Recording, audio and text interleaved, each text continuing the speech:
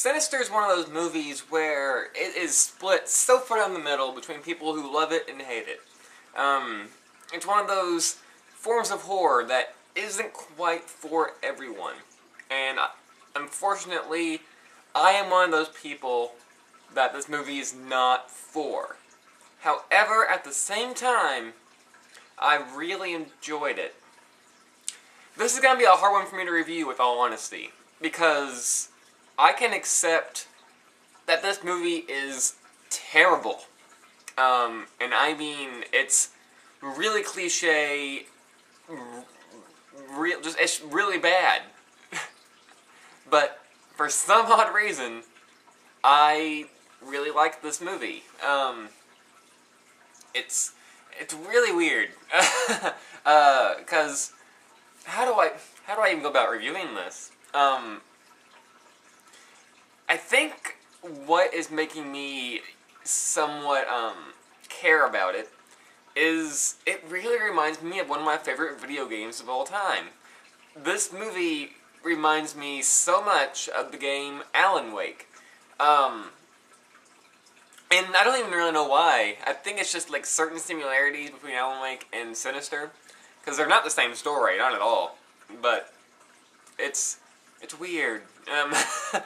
So let me see if I can explain to you why this movie sucks, but why you should still see it. I'm gonna try to keep away from spoilers, but the trailer kind of gives more than it should away. But it's about this guy named Edison. I saw this movie a couple days ago, so I'm trying to refresh my memory. But it's about this author named Edison who writes crime novels, like real-life crime novels. And he hasn't had a hit since his last book, Kentucky Blood, I think is what it was called. And he goes case after case after case, and nothing is getting the audience's attention back. So he gets the opportunity to go to a house where a murder had been done about 4 people who were hung in a tree, and the kids went missing. And that's the only case he has. But as he carries on with his travels, he sees that more murders have taken place, and more children had disappeared. And it's you know, it's a really basic story, and not a single character is developed well. The tension in this movie is non-stop jump scares. You know, like, they become predictable. Every single scare, just like Paranormal Activity 4, every single scare is a jump scare, and that's a problem. However, this is where I become kind of a hypocrite. I felt so much more tension in this movie from an atmospheric point than I did Paranormal Activity 4. Paranormal Activity used to be like the lord of atmosphere. Letting your eyes wander, seeing stuff that wasn't there. Sinister, for some odd reason, does that a lot better. And this one, in Paranormal Activity 4, did. Maybe that's why I like it. Maybe I'm just an atmosphere guy, but I hate jump scares. And whenever a single scare is one, it gets old really fast. But my favorite part of this was by far the Super 8 films that you saw. I know, Super 8. Bring my mind back to that movie. Oh, God. Story for a different time. But there's Super 8 films that somebody has recorded. I'll go into slight spoilers here, but I'm trying to keep out of things that are too critical. Edison finds these Super 8 films in his attic. And, you know, they all have the murders that have taken place. And, you know, the murders are really, really graphic and really awesome. I'll just kind of spit some out there for you. Like, there's one where people have been tied to lawn chairs, and cylinder blocks have been tied to the bottom, and they're dropped into a pool. That one's called The Family Swim. There's another one, like the one I described, where people had bags over their head, someone from somewhere cut a tree branch and it fell, hanging these 4 people in midair until they all died. And that one was called Family Hanging Out. You see what's going on here? I thought it was really cool. The Super 8 films were by far my favorite part in this movie. Like the family lawn, when like 3 people get their faces sawn off with a lawnmower.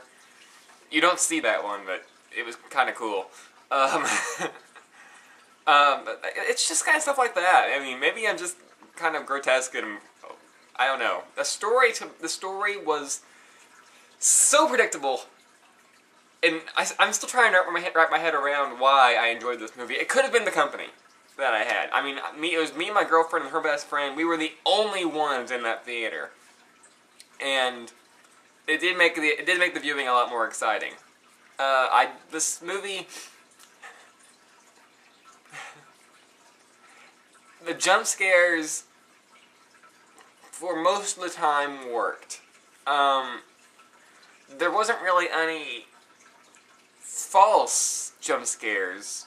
Every single jump scare actually had something to do with the ghost or killer that's going on in the house. I can't recall a fake jump scare, although I'm sure there's probably one in there somewhere. But do I recommend seeing this movie? Of course. I mean, if jump scares get to you, if you absolutely hate jump scares, and I do, you're probably not going to like it. But I hate jump scares, yet I've kind of found the movie enjoyable. I really can't explain it. I really don't know why I did like this movie, because it's so bad. But I enjoyed it. I don't know. It was probably the company. The more I think about it, the more I hate this movie, but I don't know. I'm gonna go into some slight spoilers here, because this is the part that really pissed me off. And I'm gonna tell you, sorry, I have like a cold today. But I'm gonna tell you guys why it pissed me off, but I'm gonna go into slight spoilers now. Okay. This movie is fucking predictable. So predictable. You know how I said that the kids were always missing? It turns out that, Edison and his family, his wife and his son and daughter, have moved into the house of the killer. The paranormal, if you will. And, good God. Okay, this really needed a rewrite. This really needs several rewrites, actually. But it turns out that it's not the house, it's the family. Every single family that has lived here once, even if they moved, the boogeyman has corrupted the kids and forced one of the kids to kill everybody else in the family. It was very predictable. I figured that out maybe 15 minutes into the movie, 15, 20 minutes in. Because it's not just coincidence that every single house, oh my god, the kids are missing. Oh my god, the kids are missing. That part was really predictable. And it was leading up to the daughter becoming the one that got corrupted and killing the rest of the family with an axe. Also probably the less original murder in the whole movie. Probably the least original death was her just cutting someone's head off with an axe. Whatever. I recommend renting this movie. I wouldn't pay the money to see it in theaters again. I wouldn't recommend buying it. But I do believe that this movie is worth a watch, especially because it is very video gamey and very, like, it's a mystery and a horror film. You know, it's those two things together, like a history psychological movie that I enjoy. It's the kind of the atmosphere, kind of the character. I just saw a lot of myself kind of in the Edison character, as mindless as he sometimes was and brainless. Like, he takes his family to the house of the killers. You know what? Fine. People may have died in the house. If you're ballsy enough, you might stay a couple nights there. When shit starts going down, when stuff starts moving around the house, get out. I mean, you have...